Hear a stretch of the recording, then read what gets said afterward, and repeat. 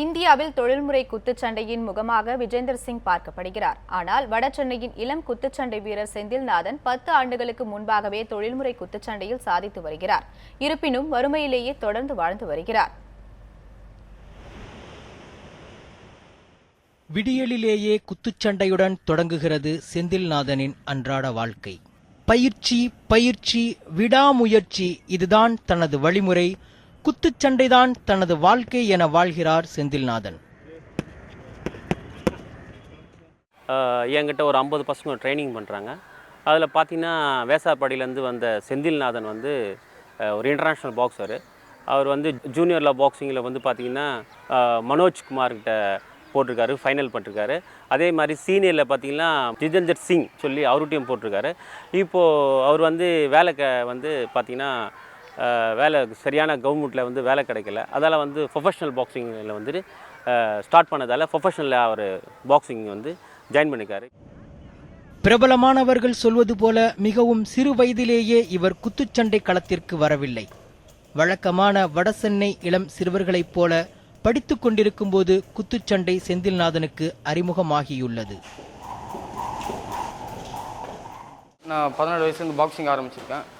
Starting boxing போடும்போது இப்போ செமிஃபைனலில் loss ஆகிட்டேன். செகண்ட் டைம் போடும்போது ஸ்டேட் கோல்டு மெடல் வச்சுருக்கேன். சப்ஜெக்ட் நேஷனல் பிரான்ஸ் மெடல் வச்சுருக்கேன். அப்போ கண்டினியூவாக மெடலில் ப்ளேஸ் பண்ண ஆரம்பித்தேன்.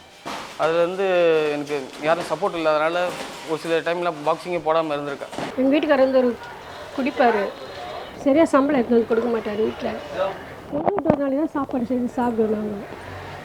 அதனால் ரொம்ப கஷ்டப்பட்டோம். ஒரு வேளை சாப்பாடு தான் நாங்கள் சாப்பிட்டுக்கிறோம். படிக்க இன்ட்ரெஸ்ட் இல்லை. அந்த பாக்ஸிங்லேயே போகணுன்னு சொல்லிட்டு அவனே எழுந்து அவனே எல்லாமே செய்வான். ஆனால் நாங்கள் இந்த ஒரு வேளை நைட்டு ஒரு வேளை சாப்பாடு ஒன்று தான் சாப்பிடுவோம். மாவட்ட மாநில சர்வதேச களம் என அடுத்தடுத்து குத்துச்சண்டை களத்தில் உச்சம் தொடுகிறார் செந்தில்நாதன். ஆனால் இந்த உச்சமெல்லாம் அவரது வாழ்க்கையில் பொருளாதார முன்னேற்றத்திற்கு சற்றும் உதவவில்லை. 30 வயதை தொட்ட நிலையில் மத்திய மாநில அரசுகளின் வேலைக்காக பல தடவை முயன்றும் இதுவரை அரசு வேலை கிடைக்கவில்லை என கூறுகிறார் செந்தில்நாதன். ஜிதேந்தர்னு சொல்லி ஒலிம்பிக் பிளேயர் இருக்கார், ஃப்ளை வெயிட்டில். அவர் ஜிதேந்தர் அவர் ஒலிம்பிக் 2 டைம் போட்டிருக்கார். அவர்கிட்டையும் டஃப்பாக போட்டு 3 பாயிண்ட் 2 பாயிண்டில் லாஸ் ஆகிருக்கேன் அவர்கிட்ட. ஏன்னா அவங்களுக்கெல்லாம் சப்போர்ட் இருக்குது, எனக்கு சப்போர்ட் இல்லை. சப்போர்ட் இல்லைனா தான் ப்ரொபோஷனல் போடுறேன். இருந்தாலும் மனம் தளராத அவர் சர்வதேச களத்தில் தொழில்முறை குத்துச்சண்டை போட்டியில் பிறரின் பொருளாதார உதவியுடன் பங்கேற்று வருகிறார். 2010ஆம் ஆண்டு முதல் தாய்லாந்து தலைநகர் பாங்காங்கில் நடைபெறும் தொழில்முறை குத்துச்சண்டையில் பங்கேற்று வரும் அவருக்கு இந்த முறையும் அழைப்பு வந்துள்ளது.